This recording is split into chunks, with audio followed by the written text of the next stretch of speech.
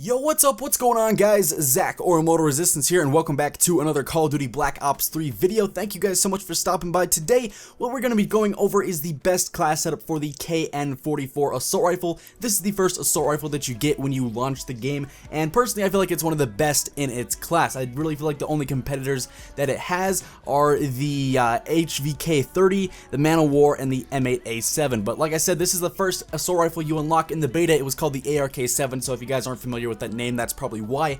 Did get a name change, but without further ado, let's go ahead, jump in, and get right into this class setup video. If you guys do choose to use this class setup for yourselves, be sure to let me know how it goes for you down in the comments below, and let's get started. So for starters, I do not like to use an optic on the KN-44. Personally, I think the iron sights are very clean. You can see enemies, and it's very easy to pick them off in both long range, medium range, and short range engagements.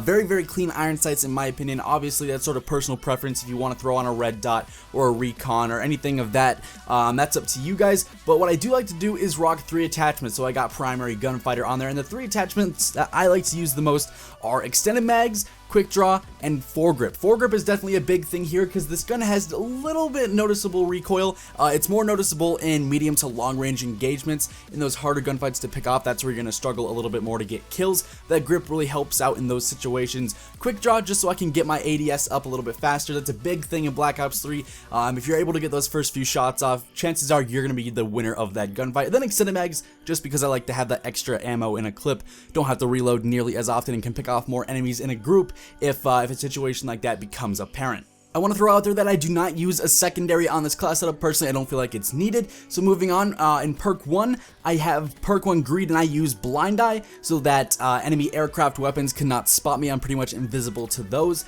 And I also use flak jacket because at least in this point in the game, when it's just been released, everyone is using grenades. And if you're an objective player, if you're in the hard point, if you're on flags, whatever it may be, chances are you're gonna have nades coming at you left and right. So flak jacket is a big help.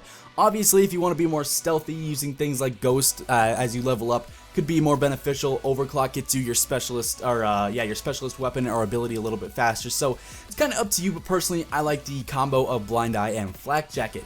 Moving on to perk 2, I like to use scavenger. However, that is not unlocked until you're level 44, so really you don't have a choice to use that up until your last few levels in a prestige. So I just go ahead and throw on hardwired so that I'm immune to the counter UAV, the power core, the EMP nades, and smoke screens, things of that nature, just so that I don't have these enemies getting easy kills on me. I'm pretty much immune to most nades and whatnot now. I feel like that's very beneficial as well. And then finally, to wrap things up, in perk 3, this is sort of where it comes to just personal preference. I feel like perk 3 doesn't really have too many beneficial perks.